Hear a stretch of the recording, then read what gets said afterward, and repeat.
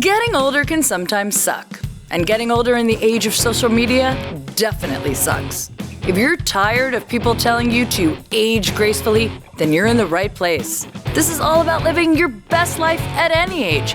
First rule, don't call me ma'am.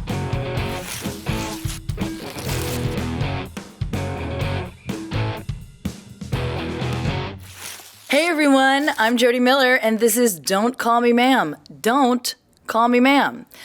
Okay, I know I say this for every guest, but this time I actually mean it. I am so excited for this guest today because she has literally been my best friend for almost 30 years. And yes, we met when we were 5. It's crazy. We're only 35. We've been best friends since our days in Hoboken, tearing it up, Jersey, what? We've been best friends for so long. She's an amazing human being who created an amazing company called Better Wild, which she's going to talk about. We're going to get into all of that. She's been in the healthcare industry. She knows so much about healthcare, mental health, physical health.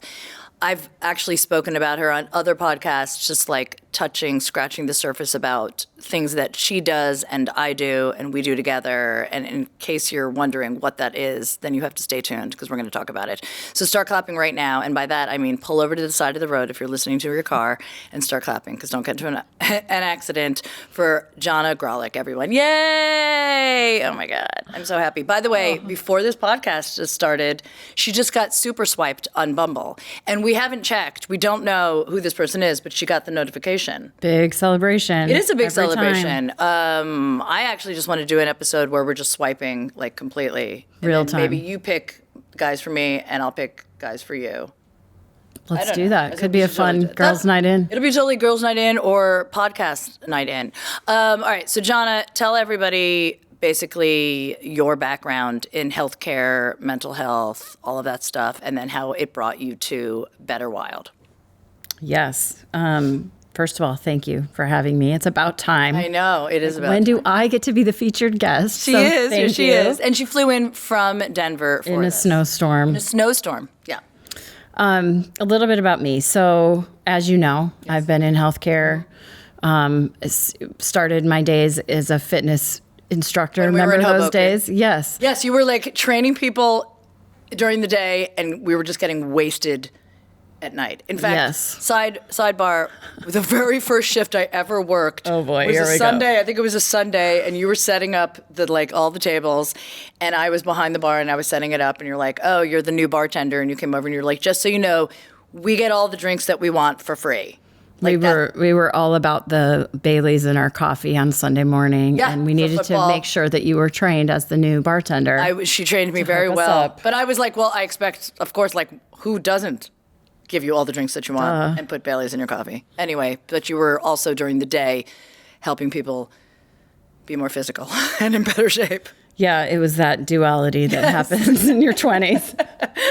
But yeah, we were fast friends. Once you hooked me up with the Baileys, it was all good from there. Mm-hmm. But yeah, during the day and for really all of my career in college, I studied health and well-being and have been very focused on helping people maximize their health and feel good and thrive. And so from personal training to teaching fitness classes to later in life being a health coach. And I've worked all my life in corporate America, supporting health and well-being for employers and for health plans.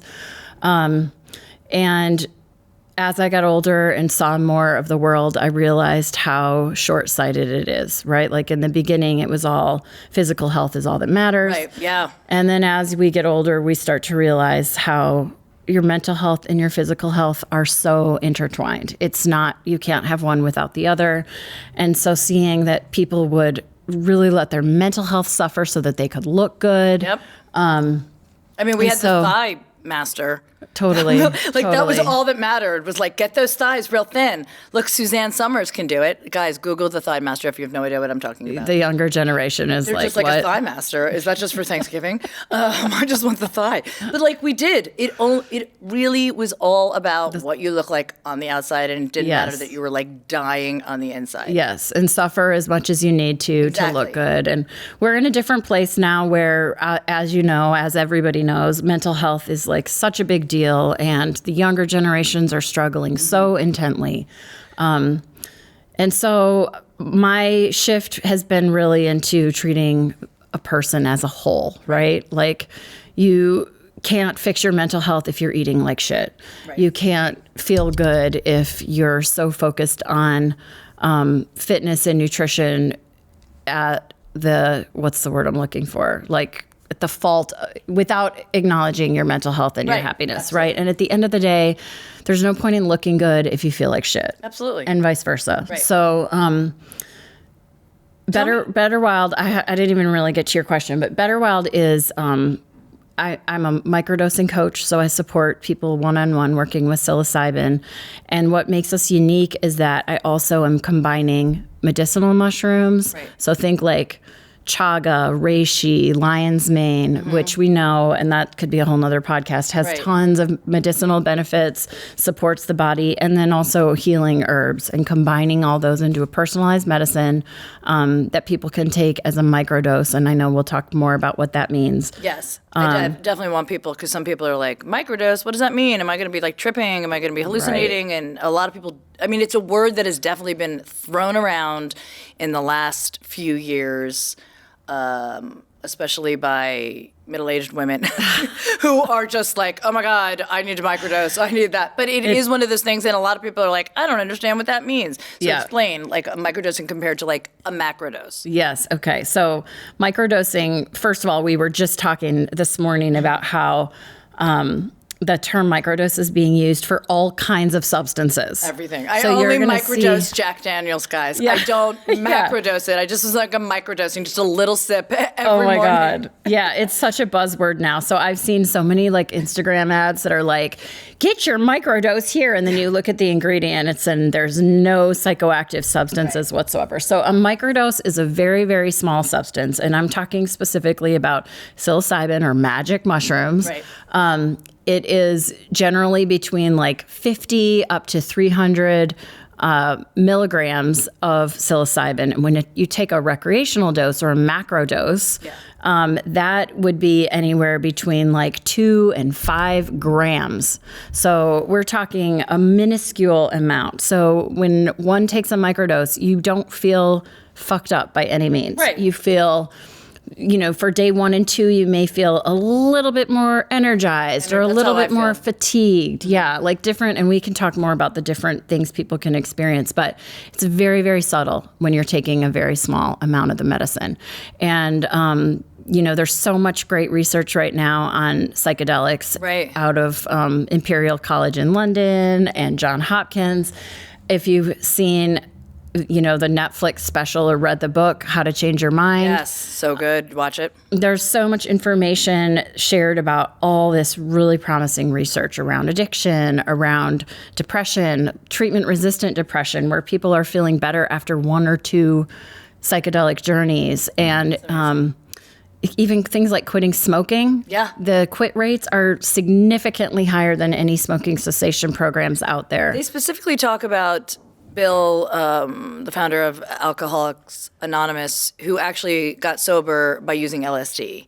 And they also talk about, addiction, you know, using a psilocybin or LSD for those things. But I also want to talk about, I mean, obviously we're going to be talking about Big Pharma and how they don't want this to happen. And, you know, they're decriminalizing, you know, a psilocybin. You know, in Colorado it already is, but it's sort of like following suit with marijuana. Having said that, I want to talk a little bit about your journey with depression, you know, because you and I have different experiences, and how I got into it is different how you got into it. So you are someone that experienced depression and were on SSIs for so long, correct? Yep. Yeah, I was on SSRIs starting when I was like, I don't know, 18, 19. So I was in young. college. They're starting way younger now, right? Totally. Yeah. Well, I this is a common path. So I had like terrible periods when I was young, and I was put on birth control pills at age 13, I think. That also happens all the time. Yeah. And, you know, parents and doctors were doing the best they could, and like, oh, I don't want to see my daughter in crippling pain. And I was like in fetal position on the couch. So I thought it was a miracle. Like, yay, I don't have period pain anymore.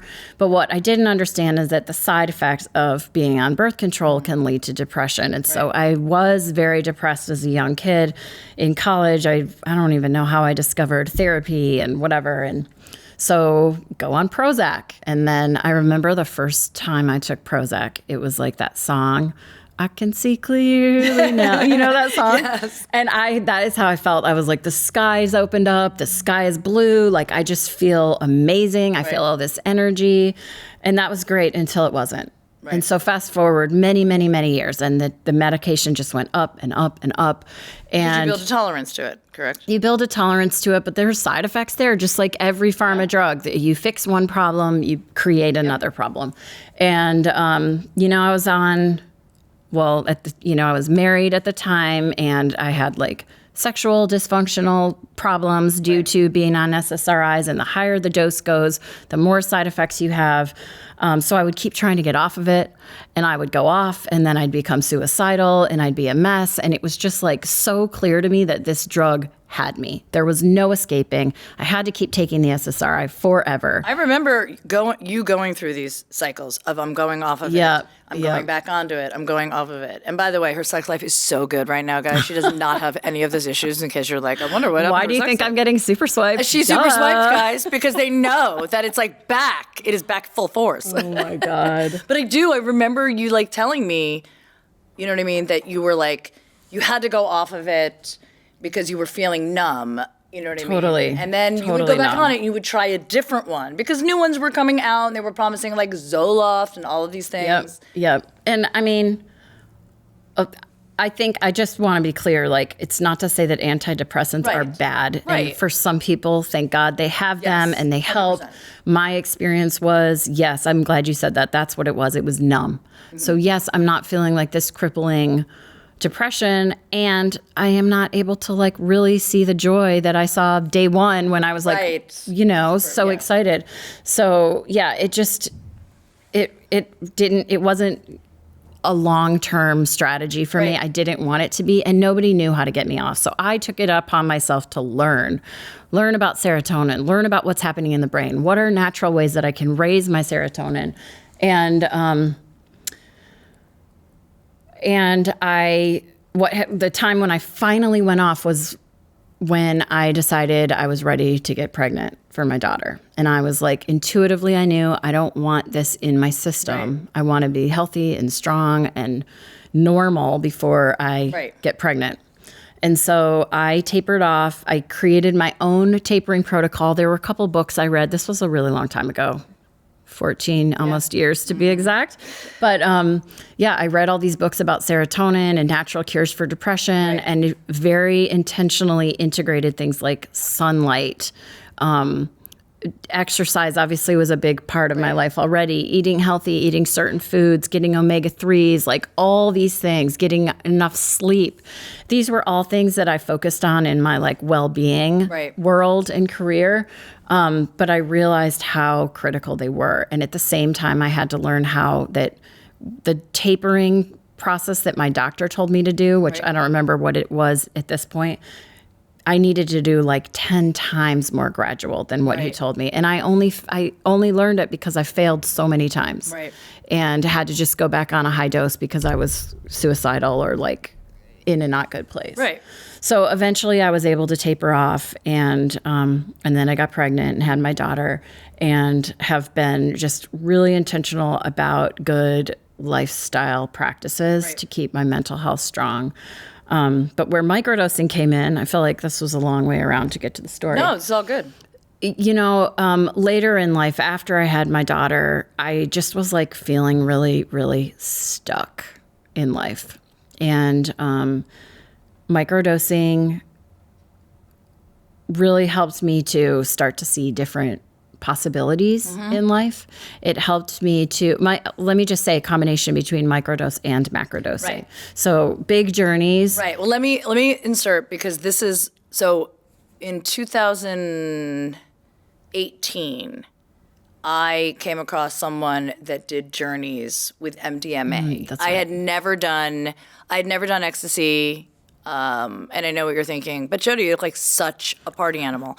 I'm just a Jack Daniels drinker. I just microdose Jack Daniels, guys, like I said. Anyway, I came across someone that did MDMA therapy. They were certified in taking journeys, and it was great. I worked with her, and I had this amazing session with MDMA and ketamine, and it was a full long day, and it was honestly, to me, 2 years worth of therapy in one day. It was mind blowing. We actually reached parts of my psyche, of my brain, of my memories. We accessed things that I just never talked about because, and I'm not saying this as a brag, I don't suffer from depression. My mom did. I'm like my dad. I don't suffer from depression.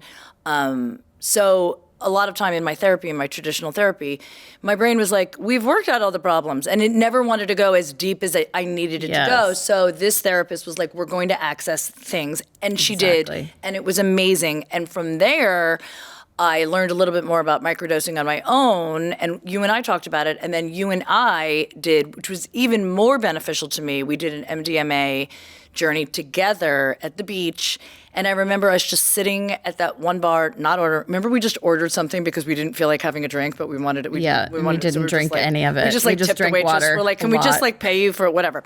But then we sat there, and it was great to have someone that you're so close with, and you're so receptive to hear anything. That's why they used to use MDMA as a couples therapy drug. Still do, very much. And they still do, yes. Because I was able to look at you and just, for example, just be like, I think maybe your divorce affected you this way. Something, and you were so open to receive it. And you were like, I think you put up walls and you push people away in this way. And I was open to receive it. So it was incredibly helpful. And that sort of that opened my mind, and I think helped you get to that and you just took it and ran, which I'm just so impressed with, and created this amazing company. And I really feel like in the long term, it's going to help so many people, not just you, but in general, looking at the future of how this works. Yeah. So that's why I wanted to bring you too. So you did, I want to just point out, before you went to that woman and had that journey day, you did integration, you did preparation sessions, you did integration sessions, yes. And then afterwards, it's so important. I guess I just want to call out that this is not, even though they're called magic mushrooms, microdosing or macrodosing, it's not magic. It's you doing the work. And like you were just saying, it helps you access things that you couldn't otherwise access. And so what happened to me on my journey is that I went from this place of having really just feeling stuck. I've been in the same career. It's good. I like it, but I need to feel passion. Right. And through this process, I reconnected and remembered, just like you were saying, you kind of reconnected with some pain points that needed to be resolved. What mushrooms do is they bring up whatever is hidden underneath that needs to be resolved. Right. And it's not fun. It's not easy. It's not a recreational thing. It's hard work. But what happens is it bubbles up these feelings. And for me, one of the beautiful things that came up is it reminded me about this passion for healing that I've always had, helping and healing. And this is so weird. And then when it came up, I was like, what is this about? Just this love for plants.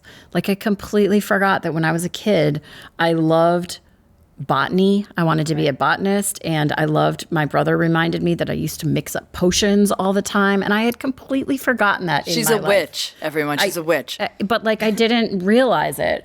And then this whole love and passion for herbalism, and then getting more and more training, and now learning about food as medicine and medicinal mushrooms, and kind of combining it all into the health and healing, holistic healing that I've done my whole career. It just feels like such a perfect no-brainer. It is. But I didn't recognize it. And what happens with mushrooms is they work on your brain to enhance neuroplasticity. Right. So creating new neural pathways.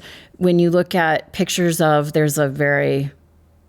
we can probably put it in your show notes, but there's this cool image that shows a normal brain. I've seen it, yes. Yeah, I think it was on How to Change Your Mind too. Yes, probably. It's everywhere. Amazing. It's amazing. It just shows how your whole brain is just lit up in regions that it's not, and it gives you the opportunity to think about things in a new way. Right? So when we talk about enhancing creativity, it's just you have these opportunities open to you that you never would have thought of. Right? Exactly.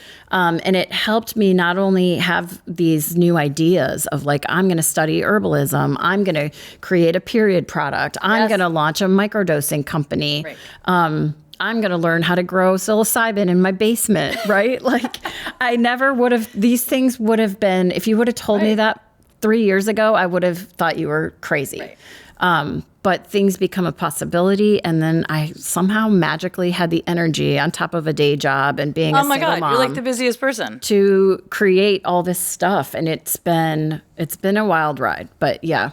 That's why it's Better Wild. Better Wild. Better Wild. I mean, honestly, and I've talked about it in my special. I talk about it whenever I coach people or I do a seminar about writing or anything. It's never too late. We have this misconception that we've aged out of X, Y, and Z, whether it's our dreams, we've aged out of our dreams, we've aged out of our, relationships, we've aged out of love or starting, like you have, for as long as I have known you, you have always wanted to start your own business and do something. Yeah. And you were so close so many times. You would call me up, I've got this great idea. And they are great ideas, but it wasn't the right idea. And I knew eventually you would get there. And I know a lot of us are like, but it's too late and I'm deep in this and my child is here or I have this or I have bills, I have that.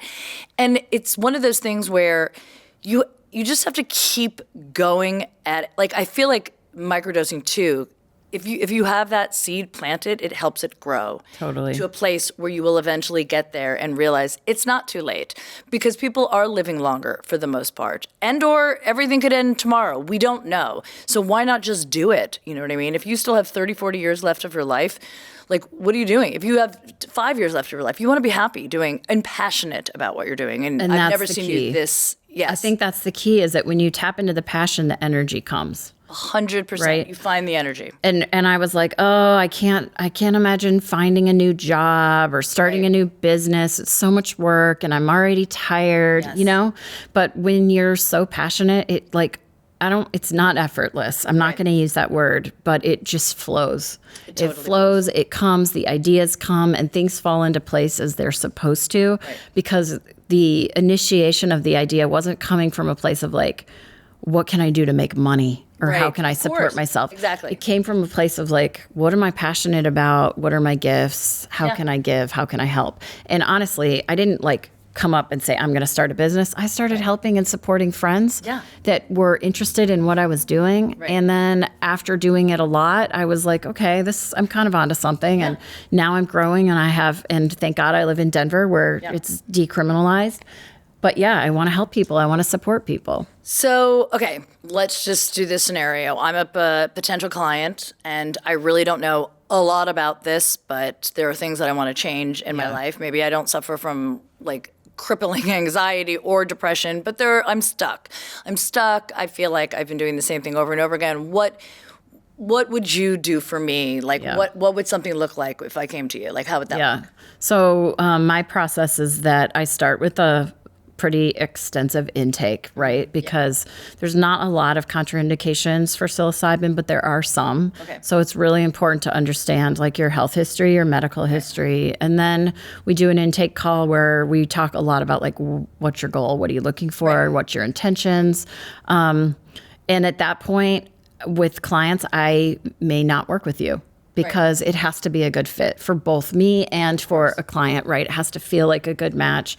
And I generally like to work with clients that are they're used to personal growth work, right? They're committed to putting as much energy and intention into the process because it isn't just take a pill and it's going to fix you. Yeah, they're not looking for the pharmaceutical way where they do the littlest work and get the maximum result. They actually just, they really want to do the work. Right. The more you put into it, which means, and mushrooms and microdosing, I have a client who his intentions were to be a more present father. He really wanted to not Gross.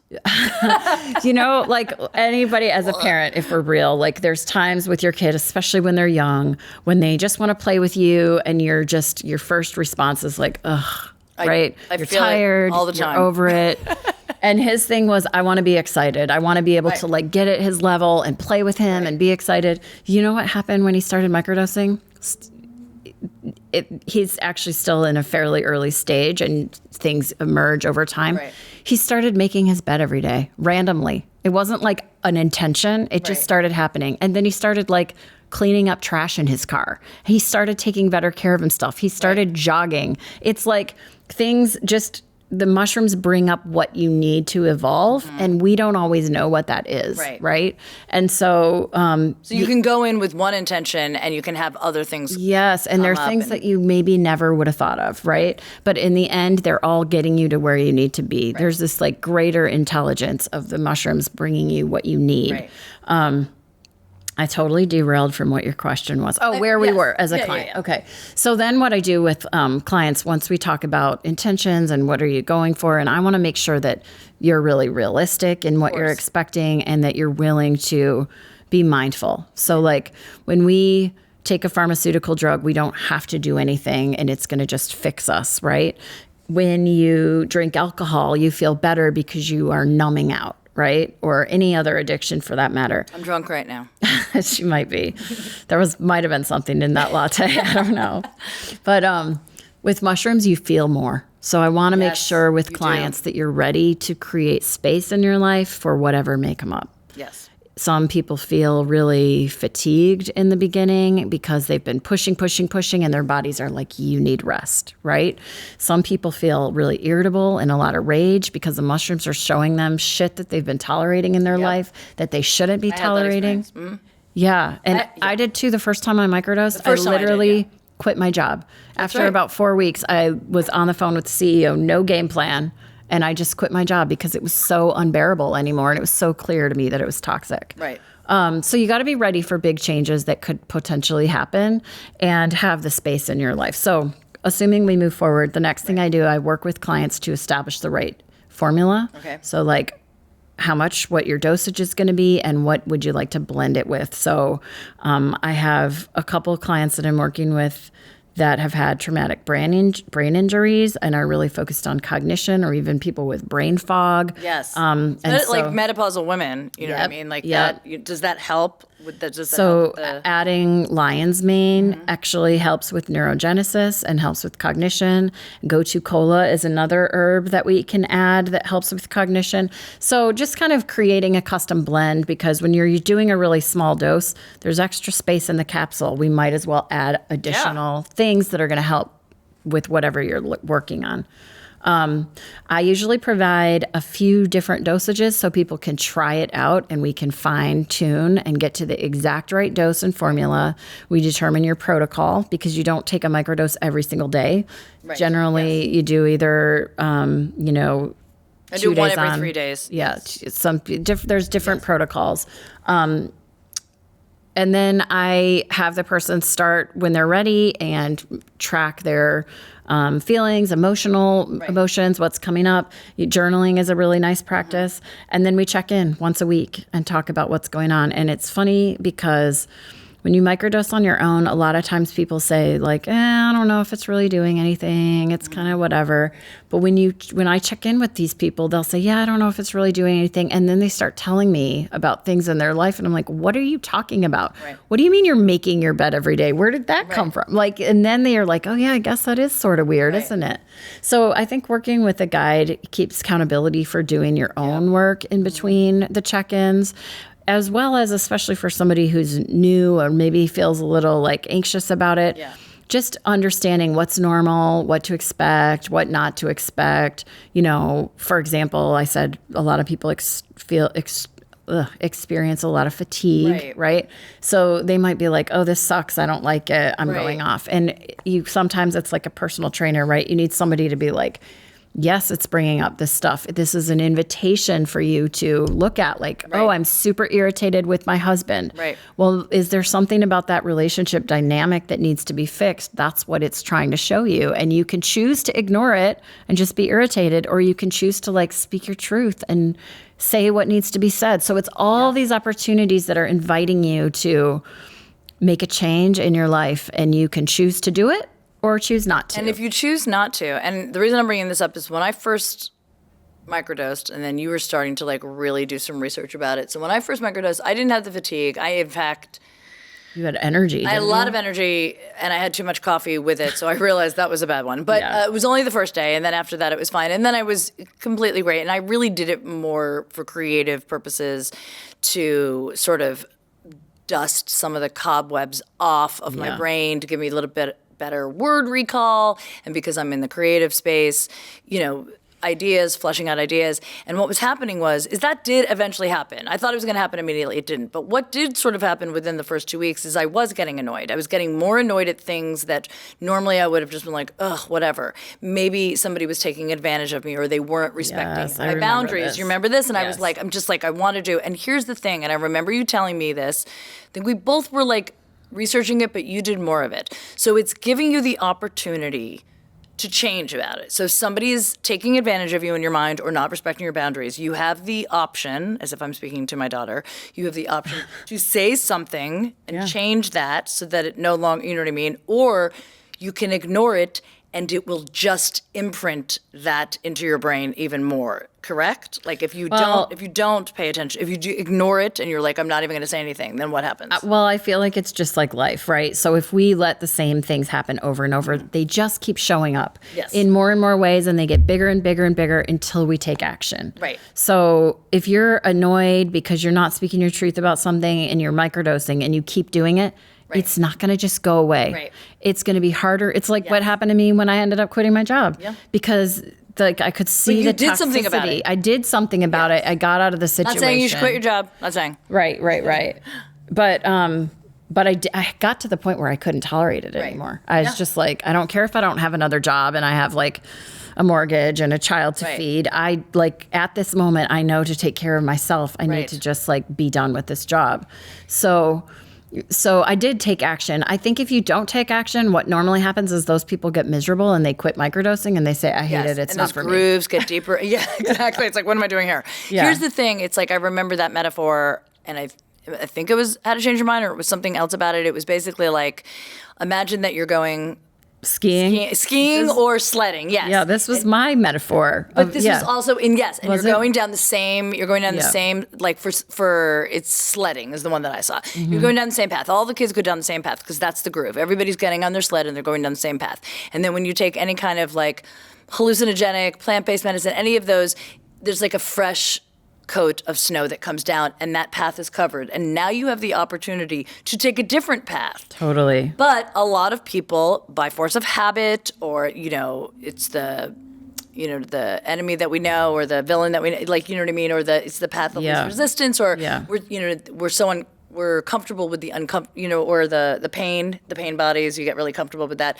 You just constantly, you're just like, well, there's snow over it, but I know where that path is. I'm just going to stay in that lane and not try something new when you're given the opportunity to try something new. Like those grooves just get deeper and deeper and deeper. Right. So with this fresh snow, we have the opportunity to see like, oh my gosh, I don't have to take that path. I can take this one or this one. And so you can consciously choose. And that's why I like to use, I don't know, it sounds kind of woo-woo, but I like to say co-creation because you're showing up, the mushrooms are giving you opportunity, you get to make a conscious choice and you have to have the energy to make some change. Yes. So if you're at a place in your life where you're like exhausted and you just are looking for something to make you feel better, microdosing's probably not your thing. It's probably not. You need to be in a place where you're ready to do the work and you're ready to show up and you're ready to like consciously choose to do things differently that will better yourself.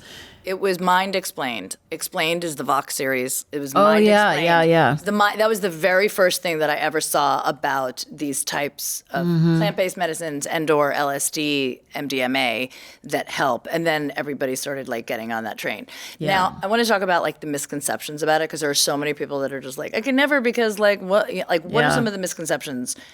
Well, besides the fact that they think it's going to be a magic fix. Yeah, I think that's a big one. But then also, I think there's people that are like, well, I can't just go to work being high every day, right? So it's remembering that you actually will not feel impaired if you're on the right dosage. I mean, and a lot of the term microdose, like we were talking about at the beginning, is used so loosely. Right. Some people say they're microdosing and they're taking like 500 milligrams, which is a very high dose. It's huge. I mean, it's maybe less than a recreational dose, but that's enough that you're going to really feel it. And a proper microdose you really shouldn't, you will not feel impaired. Yes. Some people take a microdose and they don't feel anything, and it's still working. It's still I don't doing feel anything. something. Maybe the first time I'm taking it, if I haven't done it in a while, I Right. feel a little bit more energy, but I don't feel anything. Having said that, this is on a totally different thing. I've also microdosed LSD a long time ago, and that first day, I didn't feel like impaired, but my brain was really racing. And then right after that, I felt actually incredible as far as creativity. It was a different type of microdosing, and it was more intense as far as like my creativity was just wow. Now, everybody, obviously, if you're doing that or you're thinking about doing that, you're doing it for different reasons, different things. And I think, yeah, people think, oh, I'm going to be high, I'm going to be at work, it's going to be this. And again, if it is the right dose, you won't be, correct? Right. So obviously the roadblocks to this becoming more on the forefront, the way marijuana slowly is Big Farm, right? Like they do not want this because this would essentially help cure some ailments that they're counting on that you never recover, that you're on medication for the rest of your life. Right. Like depression, or we were talking about quitting smoking. Like talk about some of that stuff. Like, Yeah, I think, so I recently had an opportunity to lead a group, a 6-week group of women, and every single one of them was trying to get off SSRIs for reasons that I talked about before. And they saw all this promising research, but it's really challenging to get off SSRIs. It is a tapering process. And when you're using mushrooms in conjunction, it's this like very... right. It's a rough process, but yeah, because of the really great research around addiction, eating disorders, anxiety, treatment-resistant depression, it does feel like it can be really promising. Even microdosing, most of the studies out are about macrodosing.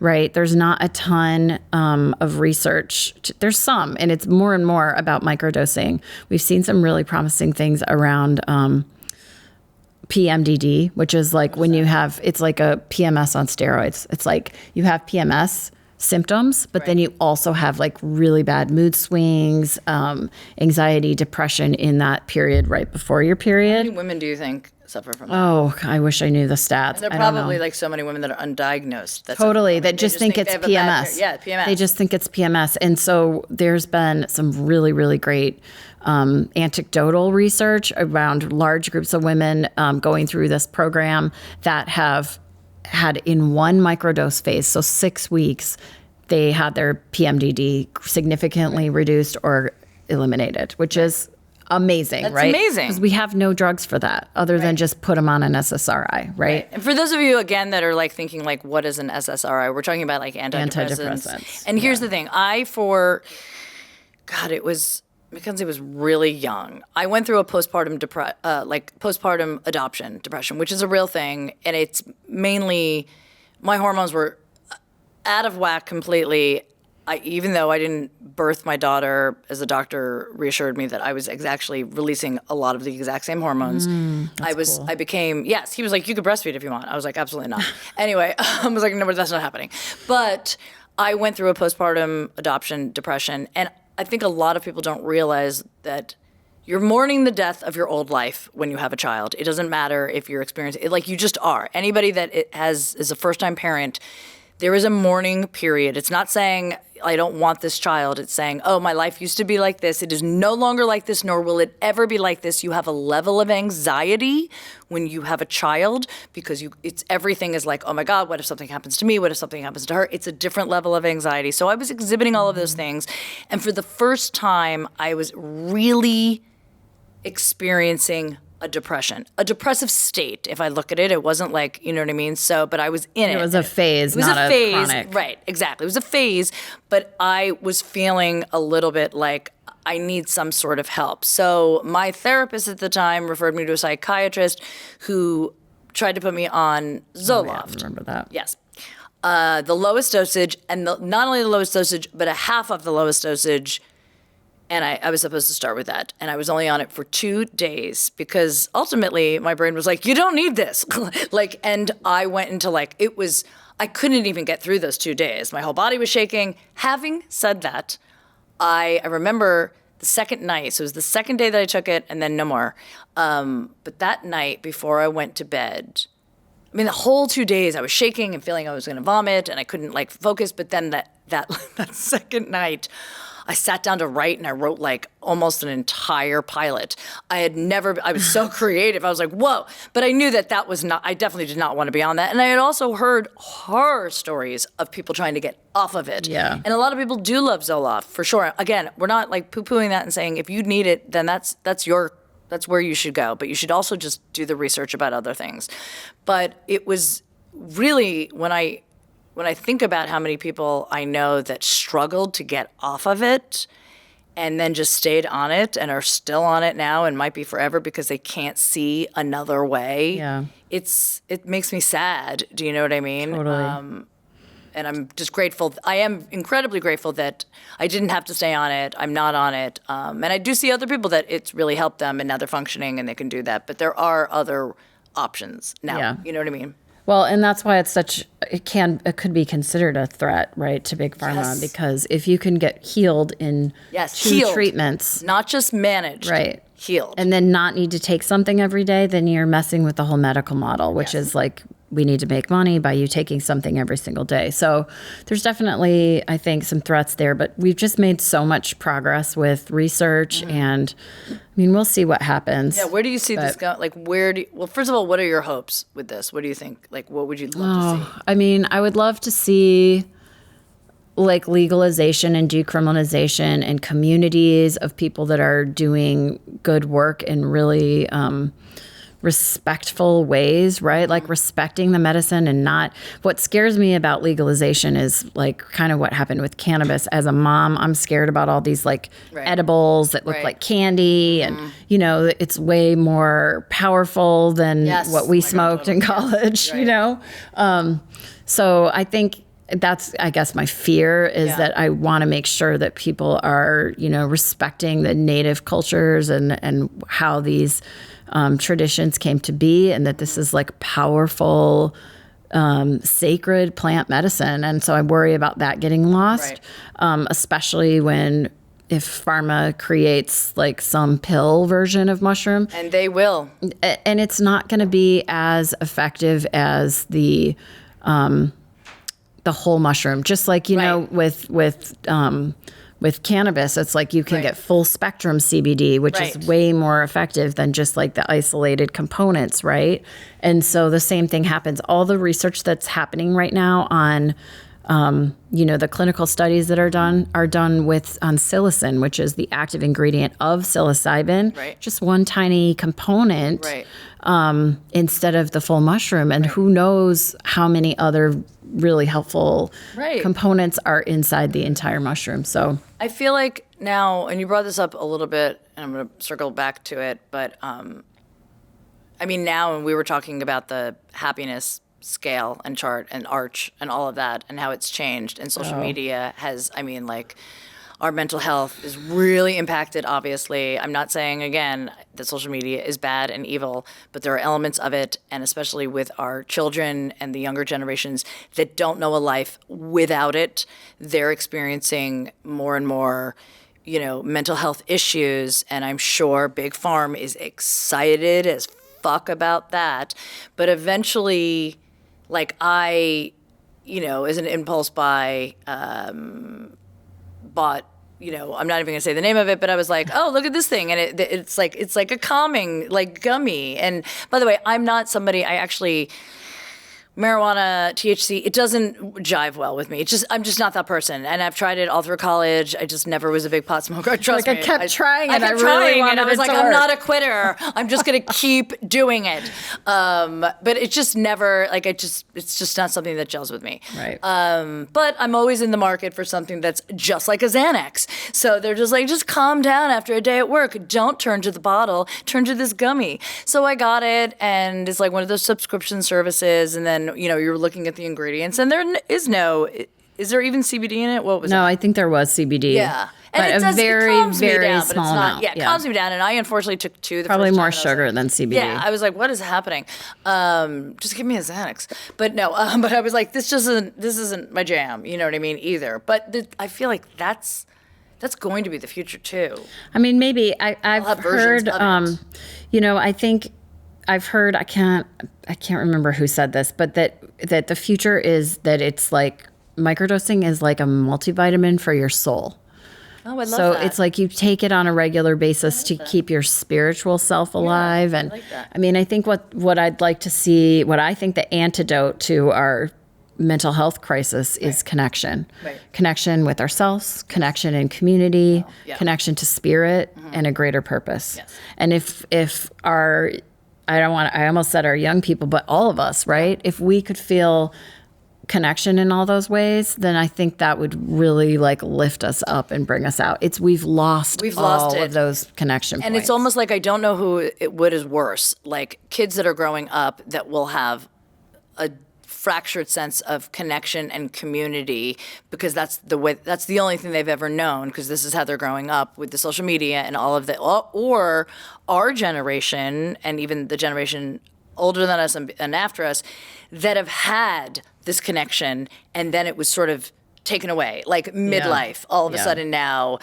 all of a sudden I feel irritated when somebody calls me after I text them, unless I really want to talk to them. Do you know what I mean? Like normally we went from the generation of like, I'm gonna call you to like, just text me or don't leave a message or whatever, because now we've been sort of conditioned to do that. Whereas the younger generations, that's all they've ever known. Even post-COVID, right? When people were used to being in an office and having like a, hey, how's it going? How was your weekend? And now we're just like, on a Zoom meeting for the duration of the meeting, and there's not that like personal connection. It has impacted our well-being. I think it's either Google or Amazon. I can't remember which company, but they are enforcing you. They go back to work. Have to go back to work, and people are just fighting it and fighting it and fighting it. And like you and I have talked about this because even way before the pandemic, you almost always worked remotely. Yeah, but it affected you. It affected your mental health. Where I was going to an office and I had a very a community of people, whether it was stand up or in the writers' room, and when I lost it during the pandemic, it really affected me. Totally. And I still, even though I work remotely, on production days or when I go in, you really need it. You need the connection because the second you leave work, it's just the familiarity and like the energy of being with people in real life. In real life. Even if you don't like the people, seeing the same people every day. And by the way, and that just makes you happy too. Couldn't you love to hate certain people? And you're like, what the fuck is she wearing today? What a bitch. You know what I mean? Or you can say it about a guy too. I mean, some guys are just like, what are they doing? But like, it's just that feeling of being with, it's just like your family too, it's your family. Right? Like you it's want your work family. That's what they call people my work wife, my work husband, my work family, like celebrating milestones. In all of time, we have been with our tribes and with our communities. And, back in the day when I was a kid going to church and my family had their church community, like they've always had their people, and we are just more and more isolated, right? Like us as adults, but also our children are more and more isolated, and the online community does not replace the human connection. It doesn't. I mean, you got super swiped, but wouldn't it have been nice if he just walked up to you to a bar and was like, I want to super swipe you right now. Super swipe your ass. I mean, people even play spin the bottle anymore? This is an epidemic, people. They do. Paisley had her first kiss. Oh my God, her daughter had her first kiss. But she playing spin the bottle? Yes. Spin the bottle is the best game. And if I could play it as an adult now, I would totally play spin the bottle. It's just one of those things where you're like, okay, I'll kiss you. It's just like I'm sure you could make that happen. Remember the Sex and the City episode where did they play spin the bottle? Yeah. Oh, they did. I feel like I want to do it now too. And it's like there's like a version of like tongue, no tongue, or whatever. I think you might be having a party soon. I feel this in your future. I mean, like, why not? Who doesn't want to like play that? Or, by the way, remember CCK, Chase, Catch, and Kiss, which is just sexual assault. Oh. But we played it all the time. There was everybody ran, like there was a group of people. I think it's called. It was called CCK for me. It's called something else. You're thinking Mary. Thinking Marry, Kill, Fuck, Marry, Kill. Yeah. That's what you're thinking. That's like a much more advanced version. Okay. I'm talking about the actual CCK, where there is someone who chases like you, so there's like guys and girls, and the girls hide and the guys, and you of course want the guy that you like to catch you because then he's got to kiss you. But like, think about that. This might be a Jersey thing. I don't know. We didn't do Oh this. no, maybe it's a Jersey thing, but it was like great, and I would like, and then if you saw the guy that you wanted to kiss, you'd like put your arm out so that he saw you. But like, think about it. And ultimately, like, they're chasing you, they're catching you, and they're kissing you, like assault.